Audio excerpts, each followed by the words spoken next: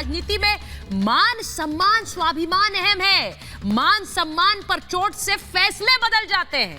मान सम्मान पर चोट से फैसले बदल जाते हैं, यानी कि क्या मान सम्मान पर चोट हुई है, ये बड़ी बात है। सत्यविजय भोपाल से जुड़ रहे हैं हमारे साथ और दिल्ली से हमारे साथ दीपेश है। सत्यविजय बताइए, मान सम्मान पर चोट, पीसीसी अध्यक्ष थे, वहां से हटाया गया, उसके बाद किस तरह से मान सम्मान पर चोट हुई है कमलनाथ के? जी हाँ, बिल्कुल। देखिए, 2018 और 2023 को सीधे सीधे कंपेयर करना होगा। 18 के चुनाव में कमलनाथ को फ्री हैंड दिया गया था और जिसके चलते कांग्रेस सत्ता में आई थी। लेकिन 2023 में रणदीप सुरजेवाला जैसे लोग यहाँ पर बैठा दिए गए थे, जो कि कमलनाथ के निर्णय के विरोध में राहुल गांधी से बातचीत करते थे। कहीं ना कहीं टिकट वितरण में भी कमलनाथ की पूरी तरह से नहीं चली और जब कांग्रेस की हार हुई तो पूरा ठीकरा कमलनाथ पर फोड़ दिया गया। ना सिर्फ ठीकरा फोड़ा, बल्कि जो कि पिछले 2018 से कांग्रेस को यहाँ पर सींच रहे थे, खड़ा कर रहे थे, एकजुट कर रहे थे, उस कमलनाथ को कहीं ना कहीं दरकिनार कर दिया गया। हार का ठीकरा फोड़ा, उनसे इस्तीफा मांग लिया। इसके बाद प्रदेश अध्यक्ष उन्हें नहीं बनाया, नेता प्रतिपक्ष नहीं बनाया। राज्यसभा की सीट को लेकर भी कांग्रेस को सफाई देना पड़ रही है। अशोक सिंह का नाम आया, हालांकि कमलनाथ ने कहा कि अशोक सिंह का नाम उन्हीं ने बढ़ाया है। लेकिन ये जो घटनाक्रम है एक के बाद जो हो रहा है, और आज छिंदवाड़ा में जब उन्होंने कार्यक्रम के दौरान कहा कि मैं विकास के लिए, छिंदवाड़ा के विकास के लिए अंतिम सांस तक लड़ता रहूंगा, ये सब इंडिकेट करता है। और अपने 5 दिन के दौरे को बीच में रिव्यू करके वो दिल्ली जाते हैं। कहीं ना कहीं 24 की चिंता भी सता रही है, क्योंकि कमलनाथ लगभग 77 साल के हो चुके हैं। उन्हें अपने से ज्यादा अपने सांसद बेटे नकुलनाथ की चिंता सता रही है। शायद इसीलिए वो कमल की डगर पर चलते दिख रहे हैं। हालांकि अभी अटकले ही हैं। कमलनाथ ने भी आज दिल्ली में कहा कि एक्साइटेड ना हो। अगर विक्रांत, आप अगर वो तस्वीरें भी दिखा पाए, नरेंद्र मोदी को मिलने गए थे कमलनाथ, और जब नरेंद्र मोदी ने 2019 का चुनाव जीता था तब तस्वीर सामने आई थी दीपेश, नकुलनाथ के साथ कमलनाथ उन्हें बधाई देने गए थे उनके घर, और उस समय भी बड़ी चर्चाएं हुई थी कि नरेंद्र मोदी को बधाई देने कमलनाथ पहुंच गए थे। ये तब की तस्वीर है, उन्हें फूल भेंट कर रहे हैं। लग रहा है कि वो फूल भेंट करने के साथ जो एक चर्चा शुरू हुई वो अपने ऐसा लग रहा है कि अंजाम तक पहुंचने वाली है। बीजेपी में शामिल हो सकते हैं दोनों नेता।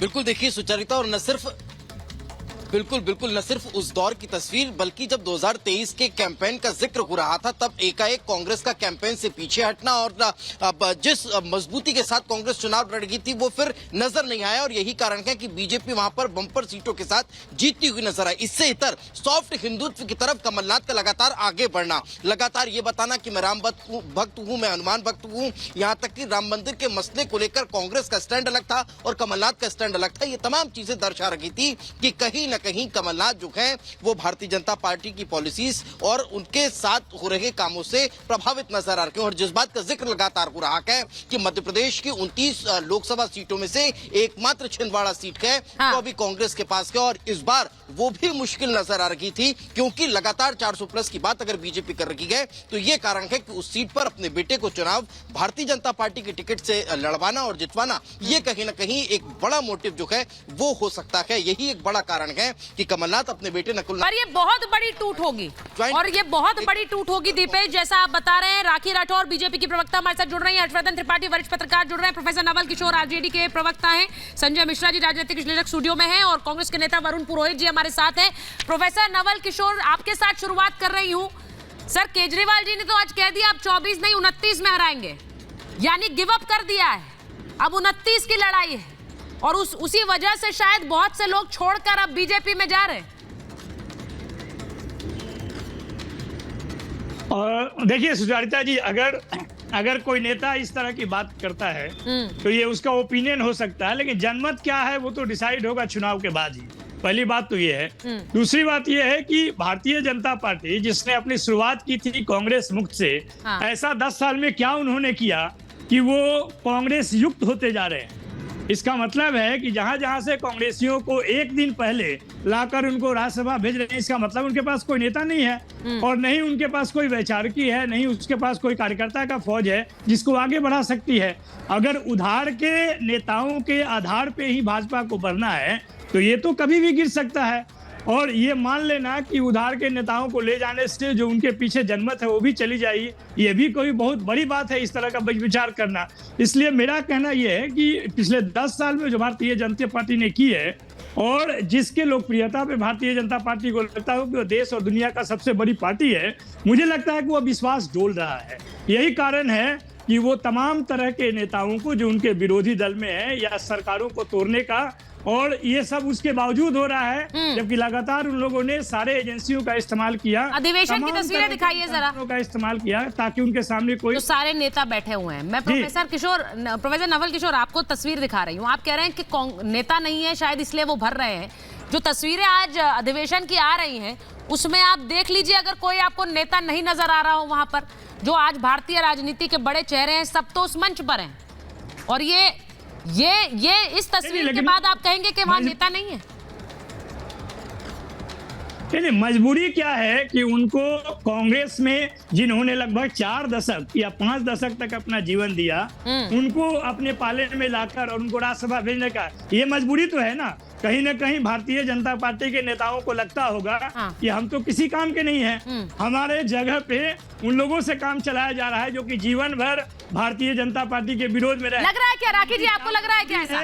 या भारतीय राखी जी को लग रहा है क्या? राखी जी बताइए, बाहर से आकर आप लोग पार्टी में भर रहे हैं, ऐसा लग रहा है आपके पास अपने लोग नहीं है। कमलनाथ बहुत बड़ा नाम है, बहुत बड़े कैच हो सकते हैं बीजेपी के लिए। क्या आप लोगों ने बकायदा स्ट्रैटेजी बनाई है उन्हें बीजेपी पाले में खींचने की? देखिए, भारतीय जनता पार्टी विश्व की सबसे बड़ी पार्टी इन ऐसे लोगों को साथ लाकर के खड़ी हुई है जो कि हमारी नीति, हमारी विचारधारा को प्रमोट करते हो। जो नेशन फर्स्ट की पॉलिसी को अगर फॉलो करते हैं तो मैं तो अभी फिर कहूंगी कि सबका स्वागत है जो कि राष्ट्र प्रथम की विचारधारा के साथ काम करना चाहे।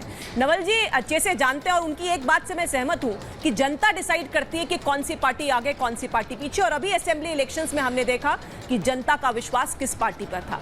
डूबते हुए जहाज पर कोई सवारी नहीं करना चाहता, और इसीलिए चाहे महाराष्ट्र हो, चाहे मध्य प्रदेश हो, और भी राजस्थान में भी देखिएगा, राजस्थान में सोनिया गांधी आई थी राज्यसभा की एक सेफ सीट सोचकर, और आप देख लीजिएगा कि अभी इनके विधायक वहां से भी रिजाइन करेंगे जो सेफ सीट समझते हैं।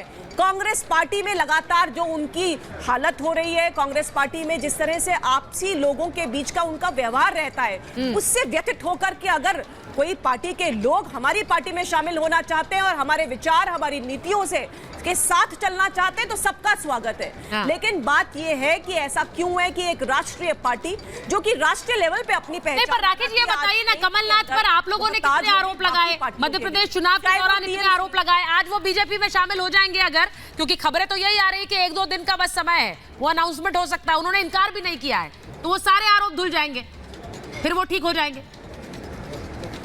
देखिए सुचरिता जी, प्रधानमंत्री जी का एक स्पष्ट संदेश है कि अगर किसी ने भ्रष्टाचार किया है, वो किसी भी पार्टी को बिलोंग करता हो, उस पर जांच होगी, अगर उस पे आरोप सिद्ध होते हैं तो उसको सजा भी मिलेगी। और क्या होगा नहीं होगा, वो ज्वाइन करेंगे नहीं करेंगे, ये हमारा शीर्ष नेतृत्व डिसाइड करेगा। लेकिन मैं फिर वही बात करूंगी, राष्ट्र प्रथम जिसके मन में है, जिसके मन में यह है कि हमारे देश को आगे ले जाना है, उसका स्वागत हमारी पार्टी में।